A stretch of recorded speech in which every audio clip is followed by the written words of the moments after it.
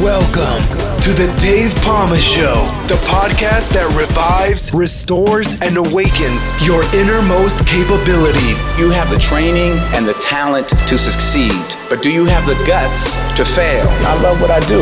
When you love what you do, you want to be the best at it. Today is about the power of you. You will change the world. Find your path to success through the journey of those who have succeeded. And now, your host, Dave Palma. Hi, welcome to the Dave Palma Show. And with me in this episode, I have someone who's an internationally recognized trainer and top-rated keynote speaker, worldwide certified facial emotion coder, a gifted storyteller, and is the author of Leadership Lessons from the Pub. Irvine Nugent, welcome to the Dave Palma Show. Thanks, Dave. Okay, I stumbled over your surname there. I should always get it cleared up. Is it Nugent? It's Nugent. Nugent. Okay, yeah, that G always catches you out with. Anyway, So I know you're from Northern Ireland originally, but you're in the States. Well, that's really your home. Really, it's been. It is, yeah. I'm based just outside of Washington D.C. And I've spent more time over here than over there, but I grew up in Northern Ireland, yeah. All right. Well, Washington's quite an interesting political place to be. It was. There was a lot of drama there in the beginning of this year, in January, wasn't there? So you could say that it came back. It followed you from what was going on when you was young in the Northern Ireland. Trouble always follows me somewhere. Exactly. Well, talking about that, I mean, obviously, you're doing some great work with what I've just introduced you through, and also we'd like to talk about your book a little bit as well, or as long as you want. But it's quite interesting time because obviously you can see with my accent, I grew up, born and raised in London, so probably around the same time, there was quite a lot of troubles, you could say, going on that came to London as well as in Northern Ireland, where obviously it had a lot of military there then as well. So to sort of a bit like what's going on in Afghanistan, but a different kind of situation. Yeah, different level. Yeah. That kind of military thing needed to be there. It's not anymore. But tell us your story of there first, of you growing up and what you had to overcome. A little bit. Yeah, so I am we were practically the same age, Dave, and my generation had a name to it, and we were called Children of the Troubles. Because they began in the mid to late 60s. And really the backdrop to childhood, to really adolescence, was the Troubles, which was kind of, when you think about it, a really gentle way of really describing the fact that there was armed conflict and violence and bombings and shootings. And we lived in a border town, and when I was 6, I grew up in a pub. Thus the book. But and we lived above it, so we kind of, the pub was below. We lived above it. And where was the pub? Was it right in the? Because I've been to Belfast, so I've got more of a recent. Well, 7 years ago. Yeah, so the pub was in a little village called Ballamagorry, which is right on the western part of Northern Ireland. It's about 15 miles from Derry, kind of a little small, on kind of not too far from the border. So. Oh, right. Okay. Yeah. So it's not Belfast then. It's no. On the other side. Yeah. Yeah. And, when I was 6, my parents had gone to Belfast for a shopping trip. They came back, and in the evening, I'd already gone to bed. Yeah. But that evening, two IRA gunmen walked in, placed a bomb on the counter, and gave everyone 5 minutes to get out. And so while customers were fleeing, my dad went upstairs. He managed to alert my mother and 4 sisters, and then I was the last person. He grabbed me from bed. I ran down the stairs to the other side of the road. And we literally, my memory of that moment is being embraced by him and the bomb going off, and literally the place burning in front of us, and being left with the clothes in our back. And so that obviously you heard the bang, and that must have been everything. Yeah, and I think for me, there's two memories. One is actually heat. So it was just I can remember the heat off just the fire, and I remember my father. And he raised a clenched fist, and he said in this really deep voice, watch me build again, and he was just, it stirred him, into action. And that the story really is that in the following week, we all kind of dealt with it in our own ways. Because a 6-year-old, I can remember going back to school and actually thinking I was famous because we've been on the BBC News, and no one from Ballamore had ever been on the BBC News. So I kind of thought, everyone was kind of interested. Oh, we saw you in the news. And so you kind of go into that mode. But my father had managed to get a tent. He got some booze, he got music, and villagers brought furniture. And a week after, he had set up a tent and a functioning pub in the other side of the parking lot, which to me just screams resilience and screams like, this is the way I respond. All right. Okay. So that's kind of like, because they say like from the age of say 7 onwards, that's kind of the way you're always going to see the world, from onwards. So your brain's developing still, Absolutely. The right and left brain of the, so that's near the time when you would have been set up for that emotional intelligence to set you up, isn't it? Absolutely. And really, kind of, there's many different ways you can go. You can live in fear. Yeah. But kind of part of the resilience of growing up in a place like Northern Ireland is you get on with life, and you make a choice, and you make a choice that despite what's going on, life goes on, and that's the lesson my parents taught me, my sisters taught me, and no matter what's happening, life goes on, and you show up. So you're saying you could go various different ways. So you had a really good way of managing your emotional triggers, and your work is around emotional intelligence. Mm-hmm. So I suppose really we could just talk about that, and your journey there, and how the lessons you learned from that, you could teach other people, the audience now, what you've learned, how they can manage their own emotional triggers. Yeah, it's a great question. As in writing the book, one of the things that I kind of is, where did this come from? And I think, part of what I learned is growing up in that situation, there was just this deep, almost curiosity within me of why do people do what they do? Yeah. And why do we react the way we do? And, at the core of that is just our emotions and our ability to manage our emotions, our ability to embrace them and help them deal, with the different situations we're in. And I've done that in my career in a number of different ways. Actually, the first part of my life, I was a Catholic priest for 10 years. Right. And you was with a Catholic priest, or you was? I was, yeah. Oh, right. I see. Yeah, I was, yeah. And I that's what brought me to the States. And I see. Okay. Yeah. And I did untraditional work. I worked with refugees from the Guatemalan Civil War. Yeah. And then I ran a large charity agency, Catholic Charities. And kind of then that brought me into the whole leadership, and kind of I felt unprepared. Yeah. And so then some of the I did a doctorate then in management, and some of the research that I dealt with leaders in crisis and how we use emotions in crisis. And really then that spurred the present work that I do, which is mainly working with organizations and leaders and trying to help them embrace their emotions, to help them understand that their emotions are there as something of indicators of key information. Yeah. And emotions can help them make connections, make better decisions, have greater influence, and really influence the outcome of any situation. Right, I see. So you're Catholic priest for 10 years, and then what kind of made you, obviously that's quite a good thing, as well as you're doing some humanitarian work at the same time, Mm-hmm. Obviously there was a lot of stuff going on in Central America, in certain countries anyway, wasn't there? I was out in Costa Rica, I think in around 2004, and there was some guerrilla warfare in, I think it's Honduras or something like that. Yeah. Well, between El Salvador and Nicaragua and Guatemala, they're all kind of, at some stages flaring up.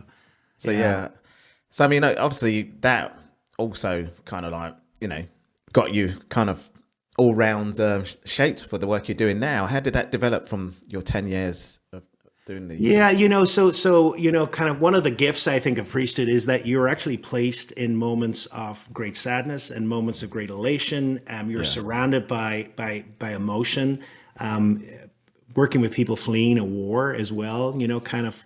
You come encounter of resilience of the human spirit, but then also kind of the trauma and how to deal with the trauma of that. So that really placed me, as I transitioned out of priesthood, just with a fascination once again of how, so often we get into a language of emotions, that emotions are bad or good.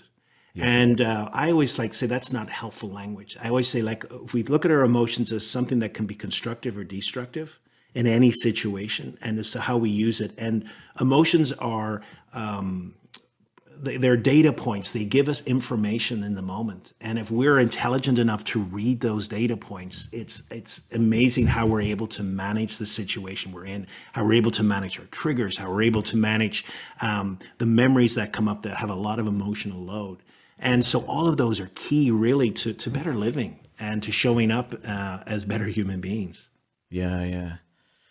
Oh, that's great. I mean, emotional intelligence is a big topic. I mean, there's EQ they call it. No, EI, isn't it? EI, EQ? Yeah, that's right. Yeah, both are kind of EQ is technically kind of the assessment when you're assessing it. It's EQ, right, but then the broader term then is EI for the field. Yeah. Well, I mean, certainly, in recent times. Well, obviously, I'm not talking about what's happening in Afghanistan because this is, as we're speaking now, this is the most recent kind of crisis. But of course, the whole world was in this pandemic, and the lockdown and everything. So there's certainly a lot of stress and anxiety be going around. I mean, how do you lead in those anxious times? We've seen some various different types of leadership going on, from when the pandemic started. But what would you give your 2 cents about this? Yeah, so the first thing I would say is to understand, first of all, what the situation is. Very often as human beings, our first priority is to survive. Yeah. And this pandemic was an experience of survival in the sense of, and to really understand that we were told that by our very act of interacting, that there was an invisible virus which we could catch that potentially was deadly. Yeah. So for the human person, then that sets us into almost a constant flight or fight situation. Yeah. And when we're in that situation, our functioning is not as good. And so leaders have to realize that. I think, when I was working with leaders during this pandemic, the first thing to realize was that everyone's experience of this was different. Even though their living situation would be the same, how they were experiencing that was very different. And to recognize that and not to paint broad pictures of how people were coping or not coping. Yeah. I think listening became imperative.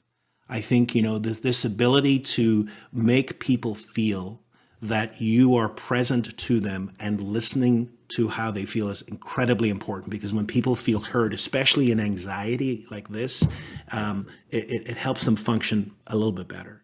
And then I think part of leadership then is to realize that how you show up is incredibly important. So, organizations are systems. They're kind of like cobwebs.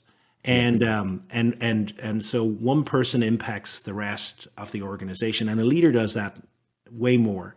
And so your level of anxiety is incredibly important. So if you show up highly stressed, highly anxious, that is going to impact and feed everyone around you.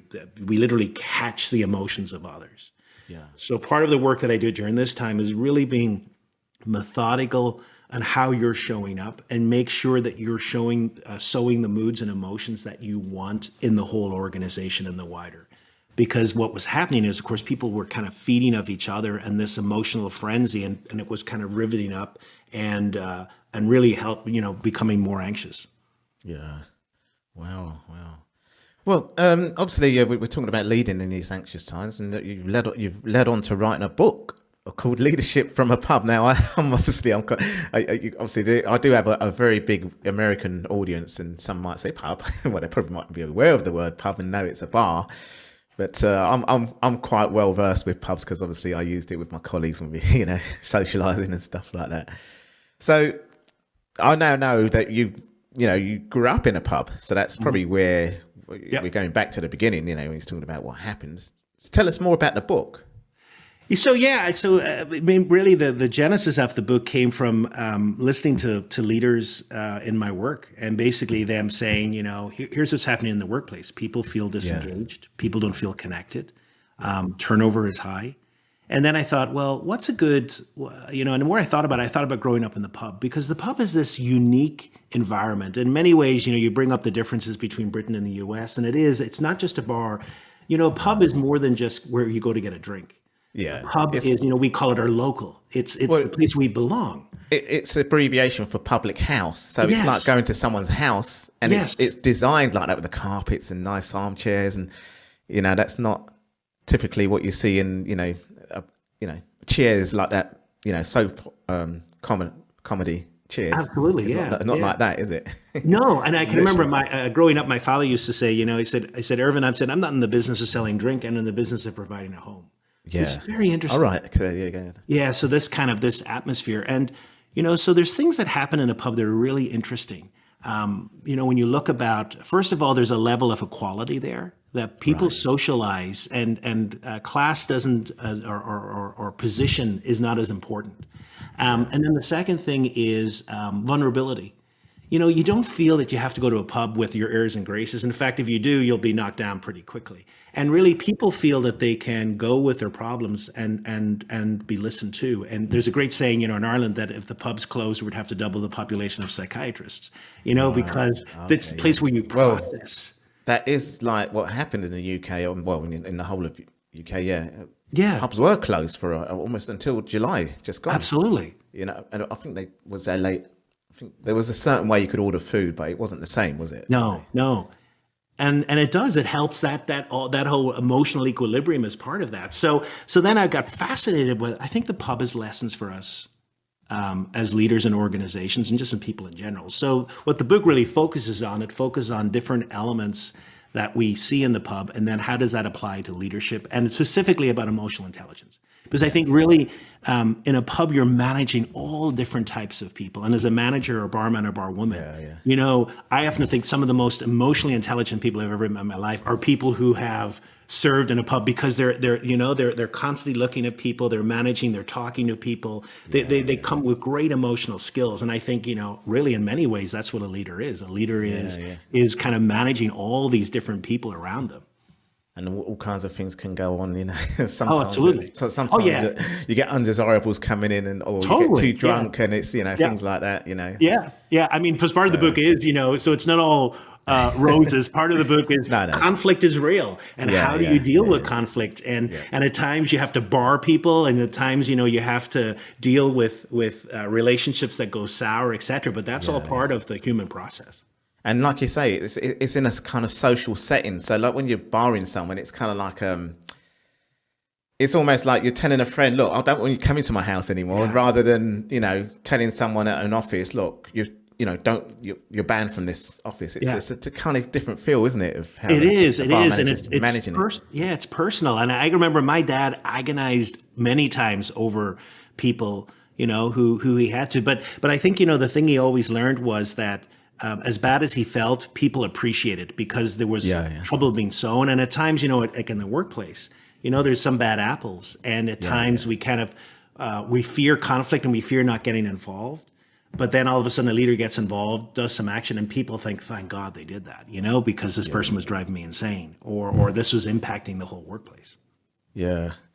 Yeah, that's quite interesting, actually. So those lessons are quite important. I mean, the thing is, I worked in the fire service most of my life, so it was similar kind of thing. We sort of ate food together, and it was sat down at the kitchen table, we call it in America, but the mess table, and it was more of a family feel. But obviously, the TV room in the evening it was relaxing, but the daytime it was doing lectures and training, the theory work of the firefighting. But it had that same kind of family being in a house feel. Yeah. As well. So my workplace was kind of, that not the same environment as a pub, but it was more, I wouldn't say informal, but it had more than just going in an office and sitting down. Although, I did work in an office part of, that. Yeah, absolutely. Because you have those like a lot of time when there is kind of a bonding experience and happening. You get opportunities in there. Like I think police officers as well, kind of very similar as your life depends on each other, you see, and the teamwork is very, very, very, very. It has to be tight like that. So that's the reason behind it. Trust is trust. There. Yeah. So that's probably how that was all kind of developed really, and then of course, especially in the fire compared to the police, we're kind of sitting, around more doing stuff. Yeah. Whereas police officers have to go out a lot, because they're managing the whole streets, aren't they? We're only going out if there's an actual, fire. Like what happened, what you saw, the fire, that sort of thing, really. So, well, not only the fire, there was other things, car accidents and and things like that. But anyway, I don't want to talk about my job. What I'm trying to do is relate to how you manage to put your book and relate it to the workplace, and that emotional intelligence side.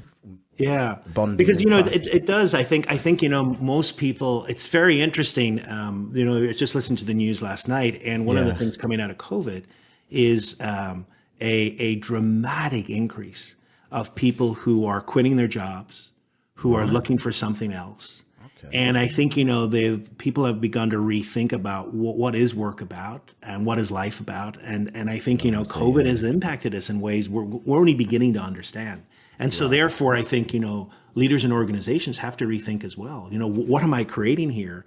And people are looking for something just a little bit more than just, click in, click out and go home. What they're looking for is a place to belong, a place where there's some form of meaning, et cetera. And I think that requires a different level of emotional intelligence, and it requires a different level of emotional intelligence from our leaders. Yeah.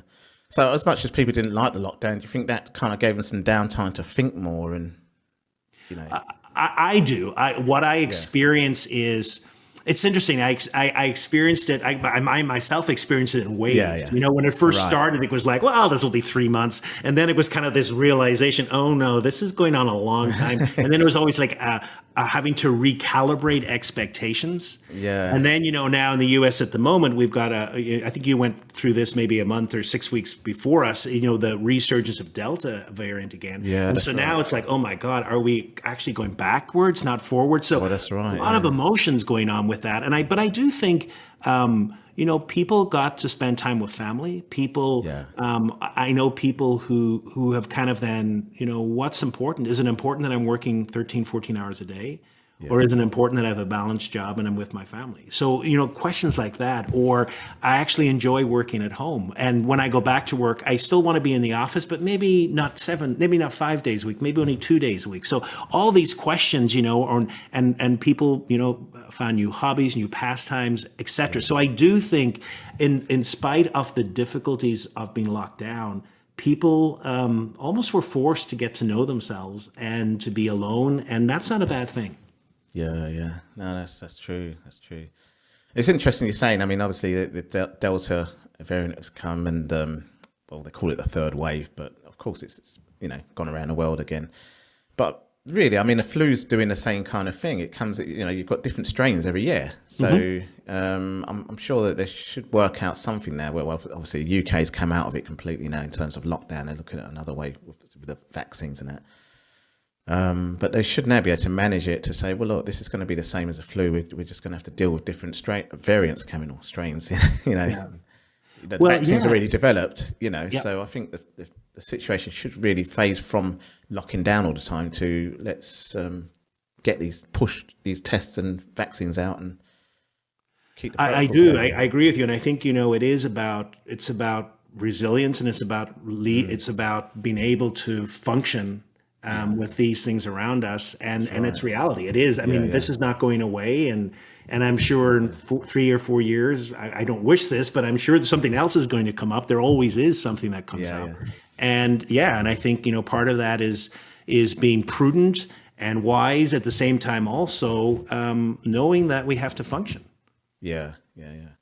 I mean, it's necessary at the beginning to completely lock down like that while they just try and work out what it is and how to deal with it. But they're at the stage where they've now got more information about it to really, sort of just try. But anyway, various different countries have leaders have dealt with the crisis in various different ways. But obviously from the advice of the World Health Organization, so there was some kind of cascading to each country or state. And that was interesting times. What lessons would you say from the lessons of your work and book, would you say you could sort of relate, with the work you're doing with what leaders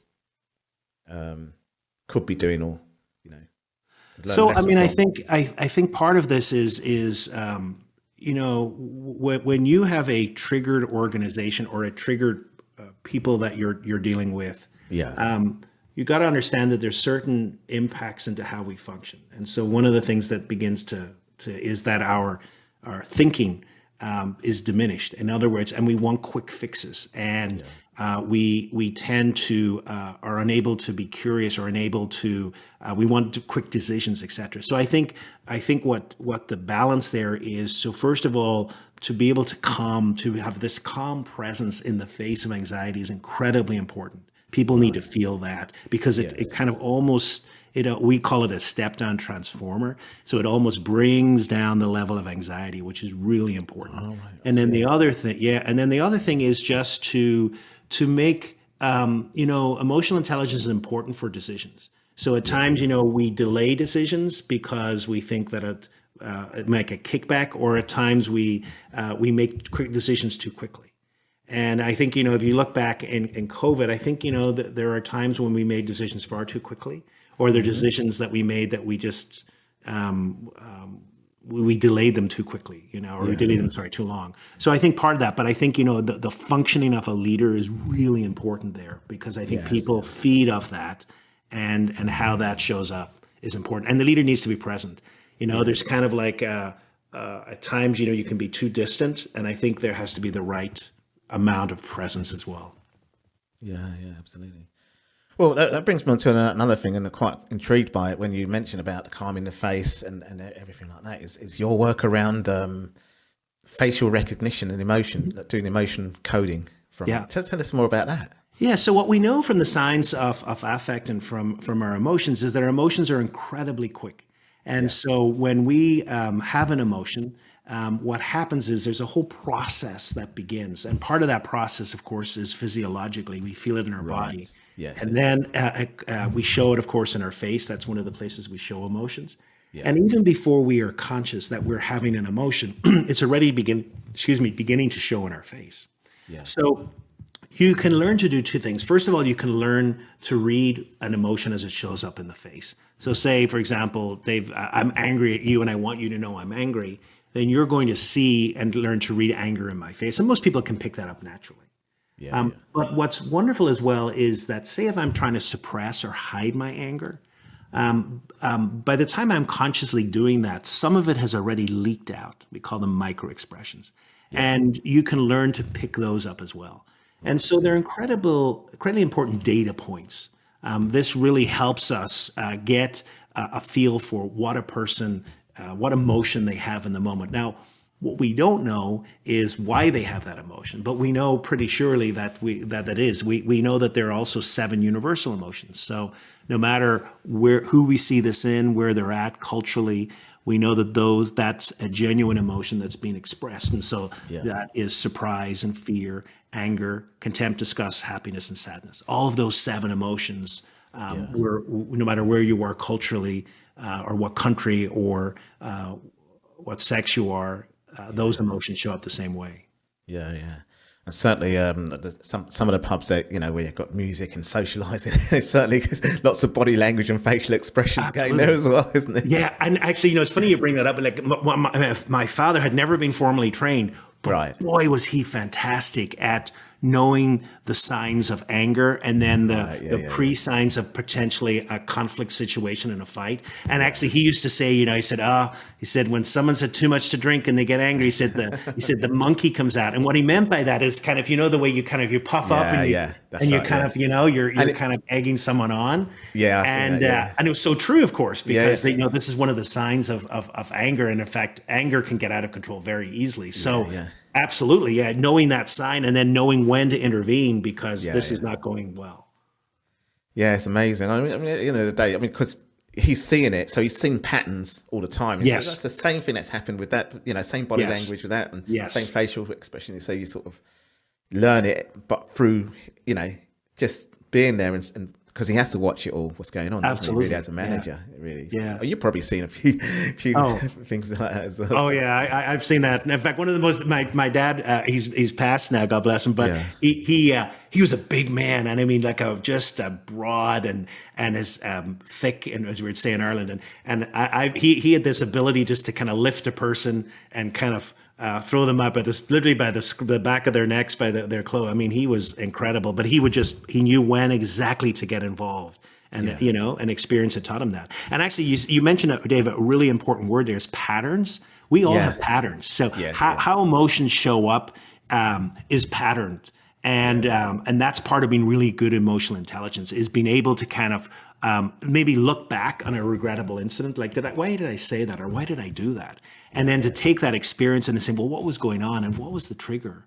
And why did I do that? And that curiosity really helps us grow in our emotional intelligence. But what we begin to see is some patterns. It's like, oh, this keeps showing up. When this happens, I do this. And knowing those patterns is really powerful. Yeah. Yeah, I mean, all this is very, interesting stuff, trainable for managers to use, and when they're staff training, and especially when it comes to interactions and things like that. Absolutely, because resolution, things like that. People will, in the face of change, we have patterns. Some people will do, in the face of conflict, some people will shy away, some people will stuck in, and so we all have these patterns which are very observable. And really give us data that's important. Yeah, could help with them intervening certain things. With workplace issues and stuff like that. Absolutely. Maybe there's a conflict with the manager and the employee, and and it's to know what I like to say is to know your own conflict story. So at times, how do we deal with conflict? Are we people who kind of like, I don't want to get involved, and we put it off to the very last moment, or are we people that maybe get stuck in too early? And kind of really when we should let people resolve their own conflict, and so knowing that pattern in our own life is important too. Yeah, great, fantastic.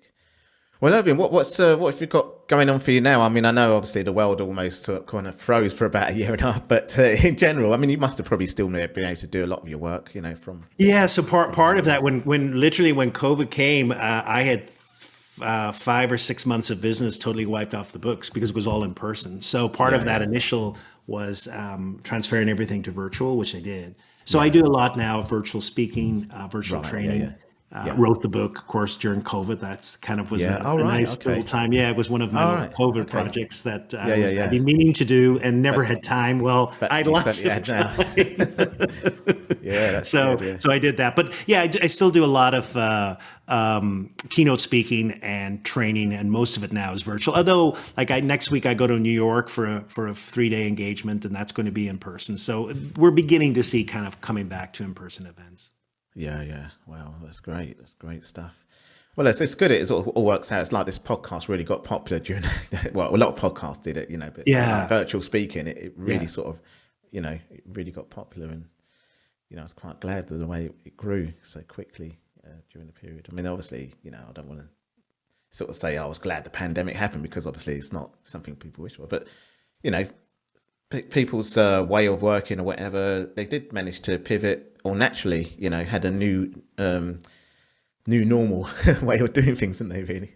Absolutely, yeah. And I know myself. I mean, kind of, I kind of listened to 1 or 2 podcasts, but I know then I kind of explored during COVID, kind of the world of, and I even noticed like an uptick in friends saying, "Hey, this is you should watch this or listen to this or listen to that." So it was people did, kind of. I think I can understand why podcasting kind of. Because it's a casual conversation, you get to know some. And I mean, I know kind of your podcast, we have a lot of interesting topics, et cetera. And so it's just generally interesting to people. Yeah, no, it's fantastic.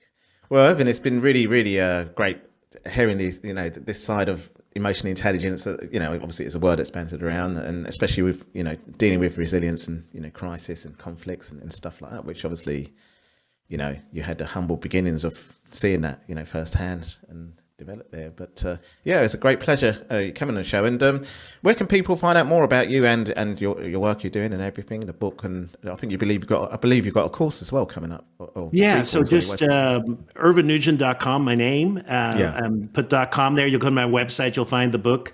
If you put irvinenugent.com/gift, there's a free e-course for people, Introduction to Emotional Intelligence. And then if you've liked the content on YouTube, every week I come out with an educational video every Wednesday. So just put my name in YouTube and you'll find it there. And I deal with everything from resilience to dealing with anger and dealing with a bad boss. All these topics are dealt with as well. Wow, excellent. Well, Irvine, it's been a great pleasure having you on the show and having this amazing conversation around this topic. So thanks a lot for coming on the show and discussing this. Dave, appreciate the invitation. Thank you so much. That's all for this episode. Thanks for listening, and remember, If you want to support what we do, then share, subscribe, and leave a review over on Apple Podcasts. Or head over to my website, davepalmer.com, and click on Rate Show. Well, that's all for now, but I'll see you in the next episode of The Dave Palmer Show. Follow us on Facebook, Twitter, and Instagram.